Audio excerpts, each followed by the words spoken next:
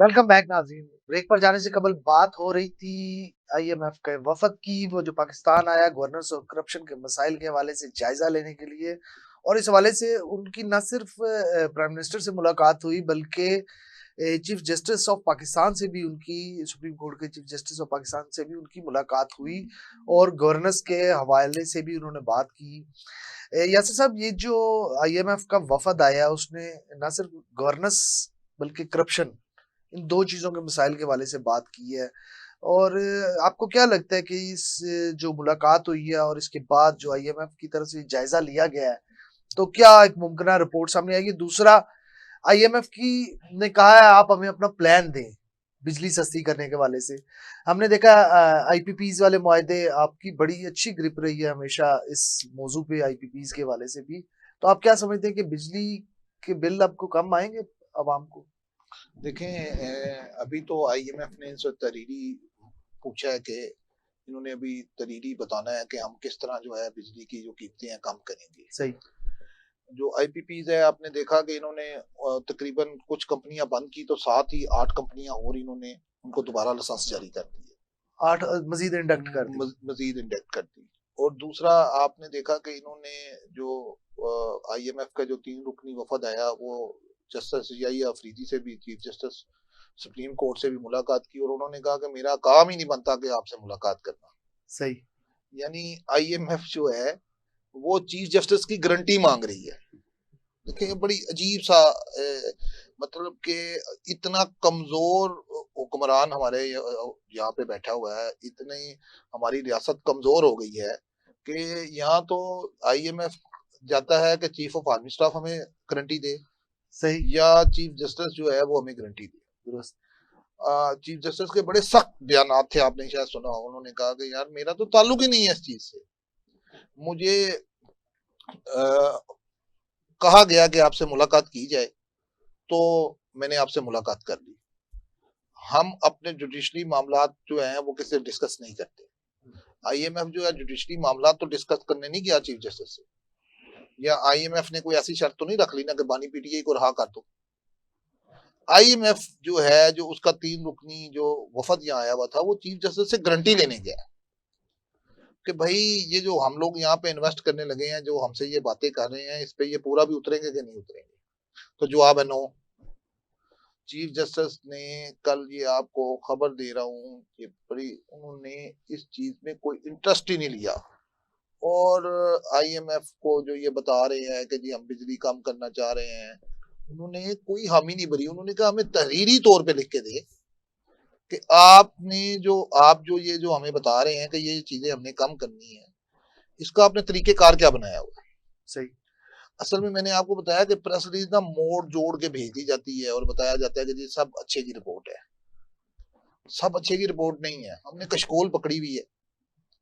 पहले हम लोग जनाब वो सऊदी अरब की तरफ देख रहे थे, उनके वफद यहाँ पे आए या जास्तों पे दस्तखत भी हो गए, पैसा वो आज तक पता नहीं लगा कि क्या बना है, वो माहिदों का क्या बना है।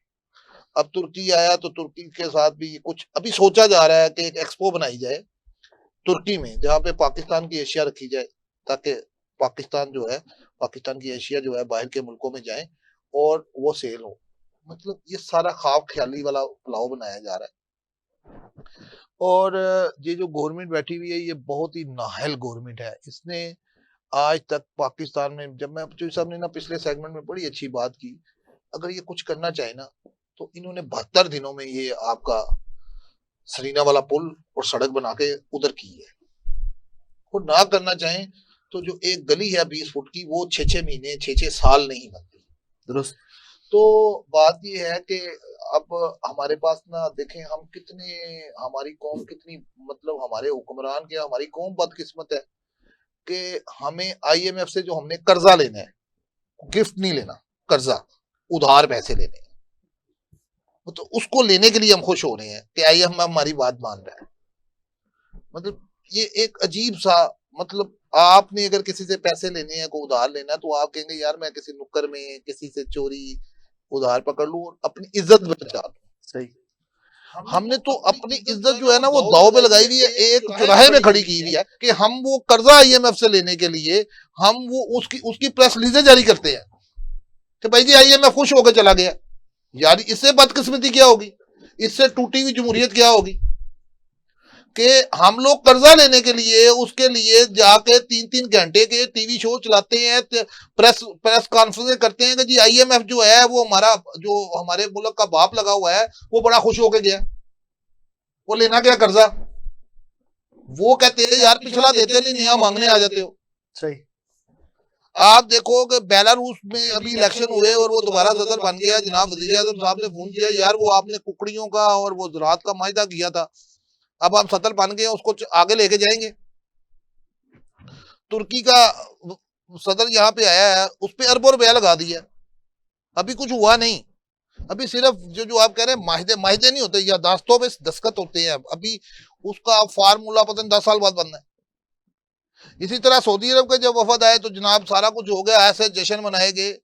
वो IMF वाले भी कहते हैं यार साढ़े को पैसे लेके तुम दूसरे मुल्क का सदर वजीर आजम से लाग दो। मुझे अभी तक आप एक ऐसा प्रैक्टिकल काम इस गवर्नमेंट का बता दें उन्होंने किया और वो हो गया हो। हालात ये आ गए हैं कि बिलावल भुट्टो को और पीपल्स पार्टी के आसफ जरदारी साहब अब चाइना जाके तल्ला करके आए हैं कि भाई जी शहबाज शरीफ को नहीं पैसे देने, हमें दे दो। मतलब ये इस हालात, यहां तक हालात आ गए हैं। मियां नवाज शरीफ को इन्होंने मैनेज करके बैठा दिया, और जो पंजाब की वजीर आला साहबा बैठी हुई हैं वो चाइना से वो चीजें खरीद रही है, पैसा कोई नहीं है, वो मायदे कर रही हैं चीजें खरीदने की, मेरे में पैसा कोई नहीं, लेकिन हम मायदे कर रहे हैं। मतलब ऐसा नहीं हो सकता काशिफ, हम लोग जो है बहुत हम पीछे जाते जा रहे हैं। हम लोगों की ये सोच ही खत्म हो गई है कि मुल्क में अभी, अब मैं सच्ची बात बताऊं कि अब आगे आगे यही बात हो गई। हर दफा ये होता था कि कोई वजीर आजम आता था और वो कहता था इंशाल्लाह हम IMF से जान छुड़ाएंगे, हम जो कुछ जैसे छुड़ाया नहीं छुड़ाया उसको साइड पे कर देते, लेकिन वो जरूर आगे प्रेस कॉन्फ्रेंस होती थी, वो कुछ वफद बैठते थे, वो एक तजिया करते थे कि यार जी IMF ना, यार अब हम लोग प्रेस रिलीज करते हैं कि IMF वाले खुश हो गए, हमने जो उसको चूसनी दी है वो गुड़ थी और वो खुश होकर वापस जा रहे हैं, अब हमें कर्जा मिल अब हमें कर्जा मिल जाएगा। कभी जिंदगी में हमने सुना कि चीफ जस्टिस का क्या काम है भाई IMF के वफद से मिलने का? सही। कभी हमने तो नहीं देखा, ना हमने सुना, पूरी दुनिया में नहीं देखा। यहाँ पे मुलाकात के लिए चीफ जस्टिस को मनाया गया कि जी आपने मुलाकात करनी है। अगर मुलाकात गवर्नमेंट के कहने पे हुई है तो क्यों हुई है, कैसे हुई है, क्यों नहीं प्रेस रिलीज जारी की गई, क्यों नहीं बताया गया कि क्यों चीफ जस्टिस से मिलाया गया है? और ये क्या आईनी तौर पे दुरुस्त है? बिल्कुल, मैं वहीं पे आ रहा हूँ। फिर आप आज देखो कि आज जो तुर्की का मतलब यहाँ पे सदर आके बैठा है, हमने उस पर इतना पैसा लगाया, आप रोडों पे चले जो आपको इस्लामाबाद ऐसे लगेगा जैसे दुल्हन बनाई हुई है। हमें गरीब मुल्क है, रोटी खाने को नहीं है, चूल्हे बंद पड़े हुए हैं, हम लोग कह रहे हैं 25 पैसे का टैरिफ खत्म कर देंगे। यासिर भाई कल रात लिटरली मैं 2 घंटे खुद उस प्रोटोकॉल में फंसा रहा हूँ, उस ट्रैफिक जाम में, जहाँ पे रात के 2 बजे 12 से लेके 2 बजे तक रात को लोगों को सड़क पे खड़ा कर दिया। काशिफ यही बात मैं कर रहा हूँ, खाना खाने को नहीं है, 2 वक्त की रोटी मैसर नहीं है, कभी पीका कानून आ जाता है, कभी ये वफूद आ जाते हैं।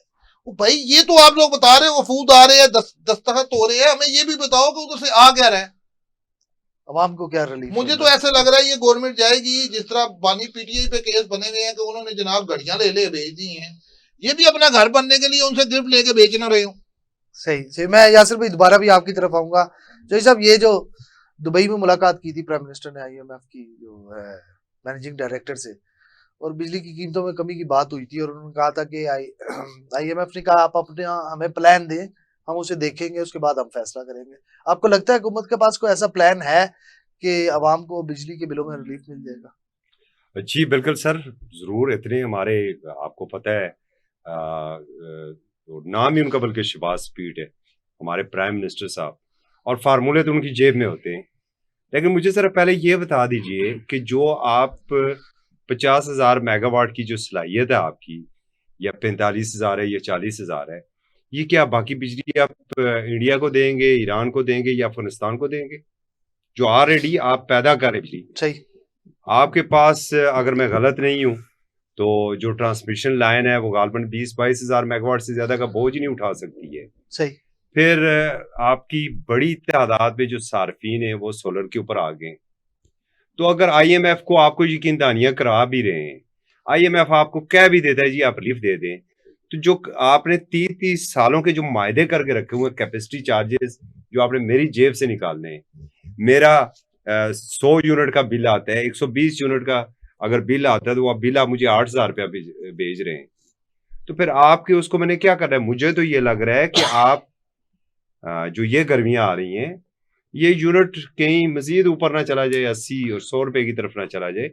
दूसरे नंबर पर मैं यासर भाई को बिल्कुल सेकंड करूंगा, यार ये जो IMF का जो वफ्द आया हुआ ना इस पाकिस्तान में, इसने वजारत खजाना के एडिशनल सेक्रेटरी या डिप्टी सेक्रेटरी लेवल का वफ्द है, इससे मुलाकातें वहां करनी है।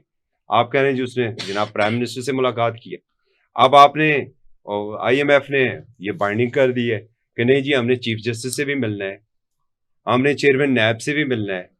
कल को वो कहेंगे बानी PTI से जेल में मिलना है। कल वो नहीं तो वो मिले हैं ना जनाब, PTI के लोग मिले हैं और PTI के लोगों ने ये बताया है कि ये जो आप पैसे दे रहे हैं ये इंसानी हकूक की खिलाफ वर्जियों पर खर्च हो रहे हैं। ये दुनिया की 7वीं एटमी ताकत है। आप ये 5-7 अरब के जो आपके मायदे डॉलर का होता है, ये एक प्रोग्राम होता है, ये 5 सालों के अंदर आपको मिलना है इस प्रोग्राम ने। और सिर्फ जो ओवरसीज पाकिस्तानीज हैं वो 28 से 30 अरब आपको दे रहे हैं सालाना।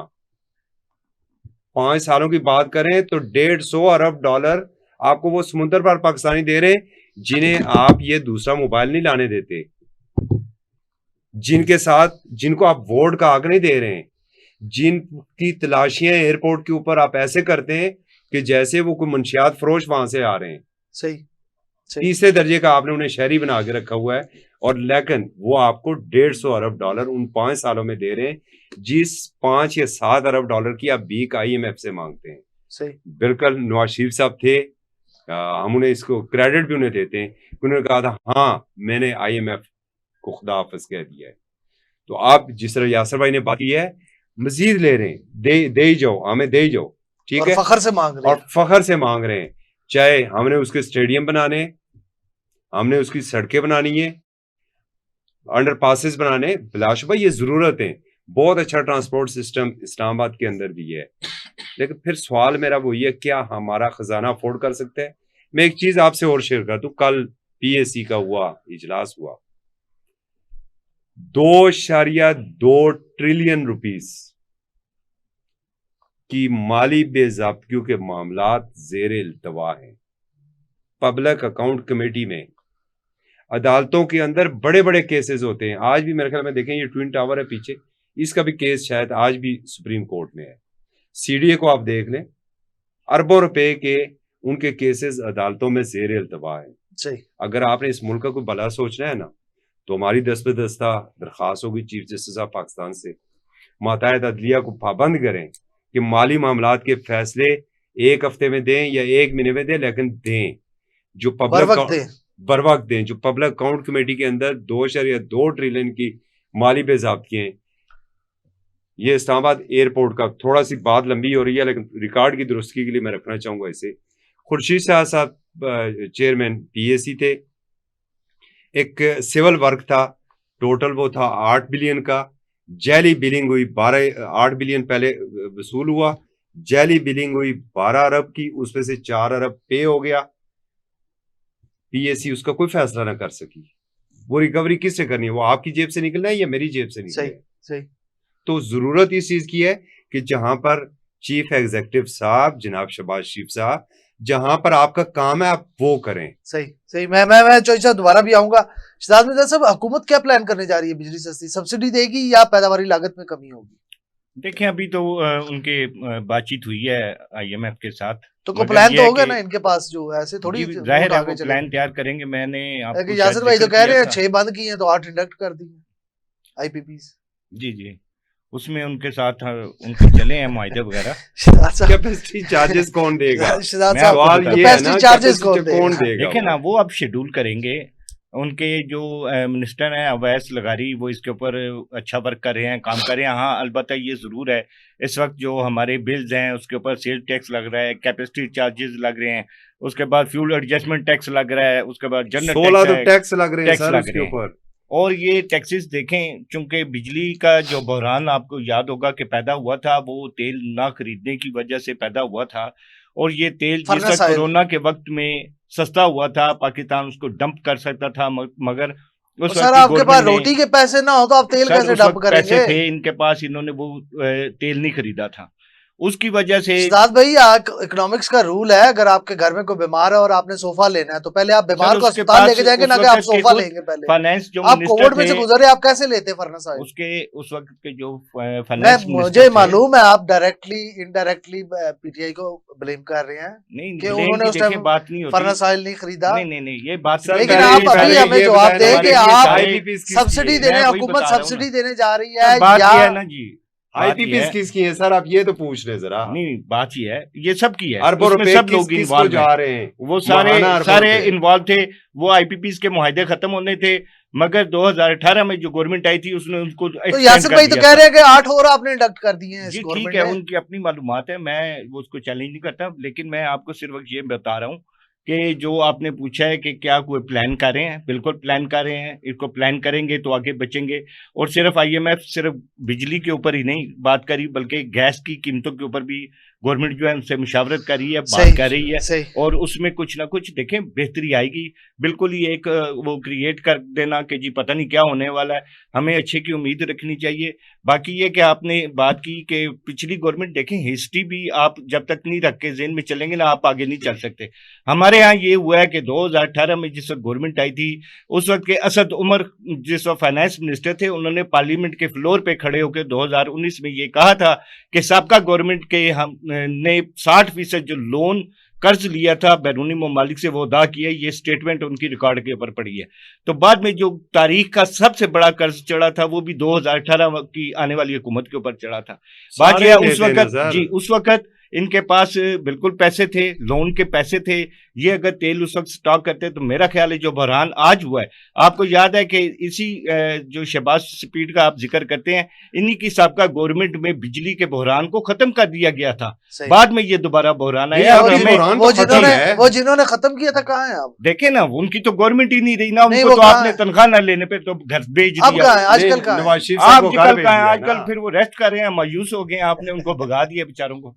बात ये है हुकूमत कि तो आपकी है सर, चले हुकूमत तो सब की है ना, माइनस मेरी तो कौन आपने सी की है उन्हें। नवाज नहीं, शरीफ कहाँ साहब गए हैं? को। माइनस किसी ने नहीं किया। नहीं, वो जाती उम्रों में रेस्ट कर रहे हैं। जी वो देखे ना, अब बादशाह बंदा है, जितना मर्जी फिरे, अब हम उसकी डायरी तो नहीं रख सकते। बादशाह तो 99 में भी वो बन रहे थे सर। चले, अमीरुल मोमिनीन का खिताब लेना चाह रहे थे, है ना? नहीं तो ये जी इंशाल्लाह, बाकी ये है कि अब वो जिस वक्त मुआहिदात की जो उनसे IMF ने डिमांड की है वो सामने रखेंगे तो मेरा ख्याल है हम ज्यादा थोड़ा हासिल बेस्ट उस वक्त तुर्की के अच्छी मुआहदों पे डिस्कस कर लें। यासिर साहब, ये तिजारत और मईशत पर मुआहदे किए आपने पहले कंक्लूड कर दिया। ये वो मुआहदे होते हैं जो 5 साल 7 साल बाद जाके, जिनके अगर वो कंटिन्यू रहे तो जिनके असरात सामने आते हैं। एक मुआहदा हुआ मीडिया और अबलाग के दरमियान ताउन के मुआहदों से मुतल्लिक दोनों ममालिक के ताल्लुकात पर क्या असर पड़ेगा? क्या मुश्तरका फिल्में ड्रामे ही बनाएंगे कि न्यूज के मामला में भी गाजी होंगे? चलेगा। क्योंकि पीका एक्ट के बाद तो मैं खैर न्यूज में तो हम तुर्की के साथ नहीं मिलकर काम कर सकेंगे। मैं ना काशिफ थोड़ी सी बात सिद्धार्थ मिर्जा की आगे बढ़ाने लगा। जो 2018 में हम लोग पेट्रोल और फर्नेस स्टॉक नहीं कर सके थे कोरोना में 2019 में, तो हमारे पास वेयर हाउस नहीं है। मजे की बात ये है, फर्नेस ऑयल को हमारे पास स्टॉक कैपेसिटी के लिए जो वेयर हाउस चाहिए होते हैं, सही, वो नहीं है। चलें, शिदात साहब को जवाब मिल गया। ये हमारी बदकिस्मती है कि 30 साल ये जो गवर्नमेंट अब बैठी हुई है, 30 साल पहले भी यही थी। पीपल्स पार्टी भी अपना मजा लेके गई है, लेकिन हमारे पास जहां पे हमने स्टॉक करना है ऑयल और फर्नेस ऑयल, वो जगह ही नहीं है। हमारे पास अभी तक पूरे पाकिस्तान में 15 दिन से ज्यादा कैपेसिटी नहीं है ऑयल करने की। अच्छा, और जो हम लोग थोड़ा सा लंबा अरसे के लिए ऑयल स्टॉक करते हैं, वो हमने प्राइवेट जो वेयर हाउस हैं वो लिए हैं लोगों से, रेंटेड। सही। 2019 में हुआ ऐसे कि जो प्राइवेट लोग थे उनको पीटीए की गवर्नमेंट ने इजाजत दे दी कि वो खुद अपनी मदद आप ऑयल खरीद सकते हैं, क्योंकि पूरी दुनिया में ऑयल की कीमत गिर गई थी। सिर्फ आपको बिल्कुल मिनिमम सी जो उसके चार्जेस से आने जाने के, उस पे ऑयल मिल रहा था। सही। लेकिन बदकिस्मती ये थी कि इतनी जल्दी में आप लोग जो वो टैंकर बनते हैं जहां पे स्टॉक वेयर हाउस, इनका जो ऑयल का वेयर हाउस है, वो नहीं बना सकते। तो जब हम वही नहीं बना सकते थे, तो तेल चाहे फ्री हो जाए चाहे महंगा हो जाए, और जो सस्ता भी इसलिए हुआ था, इसकी सस्ते होने की वजह भी पूरी दुनिया में ये थी कि कोरोना की वजह से सप्लाई बंद हो गई थी और बाकी ममालिक में भी जो स्टॉक की जो गुंजाइश थी वो कम हो गई थी। सही। प्रोडक्शन थी, प्रोडक्शन बहुत ज्यादा हो गई और वहां पे स्टॉक करने की गुंजाइश कम हो गई। इस वजह से व्हीकल्स की मूवमेंट भी खत्म हो गई, बिल्कुल वही, कंजम्पशन ही खत्म उस हो गई वजह थी से फ्यूल की। तो फिर हमें अमेरिका ने भी ऑफर दी, हमें रशिया ने ऑफर दी, हमें सऊदी अरबिया ने ऑफर दी, लेकिन अल्हम्दुलिल्लाह हमने 76 साल में इस मुल्क में कुछ भी नहीं किया, कुछ भी नहीं किया। सही। हम लोग सिर्फ इल्जाम के अलावा अब 76 साल में हम सिर्फ ये इल्जाम लगाते हैं, क्या मियां शहबाज शरीफ को स्टैब्लिशमेंट ने कहा था कि गोद में बैठ के आओ, या वहां उस टाइम के चीफ ऑफ आर्मी स्टाफ ने कहा था कि जुबैर उमर की गाड़ी की डिक्की में बैठ के वहां पे जाओ? क्या मियां नवाज शरीफ को उस टाइम के चीफ ऑफ आर्मी स्टाफ ने कहा था कि लंदन राब्ता करो और वहां का वजीर आजम या सदर आके आपकी सिफारिशें करे और मुल्क से माफीनामा लेके बाहर जाओ? सही। देखो ऐसा कुछ भी नहीं है। जब तक आपको मैं अपने घर अंदर आने की एंट्री नहीं दूंगा ना, तो आप मेरे घर के अंदर नहीं आ सकते। नहीं आ सकते। मैं एक आखिरी चंद मिनट रह गए जय साहब, आपको लगता है कि ये जो मुआहिदा तुर्की और पाकिस्तान के दरमियान हुआ है अबलाग आमा के वाले से, तो वो ड्रामे हैं सिर्फ, या कोई पीका के बाद कोई न्यूज में भी हम ताउन करेंगे? देखिए सर, तुर्की बहुत एडवांस है और हम जो हैं, हम ज्यादातर, ये मुझे कोई बात नहीं है ये तस्लीम करने में कि हम वो मक्खी के ऊपर मक्खी मारते हैं। न्यूज़ में भी हमारी कोशिश होती है सनसनी खेजी हम फैलाते रहें, और शायद इसीलिए पीका भी आ रहा है और उसमें रगड़े वो नहीं जाएंगे, रगड़े आप और हम ही जाएंगे। सही। मैं जरा दूसरी बात जरूर करूंगा, तुर्क प्रेसिडेंट को वेलकम पाकिस्तान के अंदर। पाकिस्तान के बहुत अच्छे दोस्त हैं जो हमेशा अच्छे जज्बात रखे और अल्लाह करे ये बात कहिएगा कि सिर्फ जज्बात अच्छे रखे हैं, तो जज्बात अच्छे रखे, जज्बात जितने मुल्क आ रहे हैं, जज्बात पाकिस्तान के लिए सबके अच्छे और एक अच्छी बात ये है कि अगर ये किसी एक उस एजेंडे के ऊपर आ जाएं, जो कुछ प्रेसिडेंट ट्रंप जो गजा के हवाले से सोच रखते हैं, अगर वो किसी एक एजेंडे पर आ जाएं तो ये बड़ी अच्छी बात होगी। तो बाकी ये आनियां जानियां लगी रहती हैं। मैं ना थोड़ा सा वो मैं कटिंग हो गई थी, दोबारा आपकी बात बुलाऊंगा। ये जो अभी ये कह रहे हैं कि फिल्मी और डॉक्यूमेंट्री इकट्ठी बनानी है, आपको याद है ये माहिदा पीटीआई दौर में भी हुआ था लेकिन इम्प्लीमेंट नहीं हुआ था। फिर ये माहिदा पीटीआई दौर में पाकिस्तान, मलेशिया और तुर्की के दरमियान भी हुआ था, फिर भी इम्प्लीमेंट नहीं हुआ था। मतलब क्योंकि जो उनके तुर्की के जो ड्रामे हैं वो पाकिस्तान का सेंसर पास ही नहीं कर सकता, और जब वो सेंसर पास ही नहीं कर सकता तो ये मिलके कैसे, देखिए वो जो तुर्की का जो स्टाइल है वो यूरोपीय है। मेरे पास प्रोग्राम का आखिरी मिनट है। शहजाद मिर्जा साहब, आपको लगता है ये मुआहिदा पाया तकमील को पहुंचेगा जैसे कह रहे हैं कि पीटीआई के दौर में भी हुआ था? लेकिन जरूर पहुंचना चाहिए। अभी तो तकरीबन जो आज मुआहदे हुए हैं वो तकरीबन 24 की तादाद में हुए हैं। मुआहदे ही एमओयू जो हुए हैं वो एक ही बात है। बात यह है कि उसमें जो मेरे लिए मैं समझता हूँ कि जो अच्छे मुआहदे हुए हैं उसमें एयर डिफेंस का हुआ है, मिलिट्री का जो मामलात हुए हैं वो बहुत अहमियत के हामिल हैं। बाकी जरा टेक्नोलॉजी ये तो गवर्नमेंट टू गवर्नमेंट लगी रहती है। ये चलते रहते हैं। मेरे पास प्रोग्राम का वक्त खत्म हो गया है। जाते जाते सिर्फ आपसे यही बात करनी है, आप IMF से मुआहदे करें या आप तुर्क सदर के साथ मुआहदे करें, आप जो भी मुआहदे करें, लेकिन आखिर में उसका रिजल्ट मिलना चाहिए और अवाम को उसका रिलीफ मिलना चाहिए। इसके साथ ही अपने मेजबान राजा काशिफ को इजाजत दीजिए। अल्लाह हाफिज।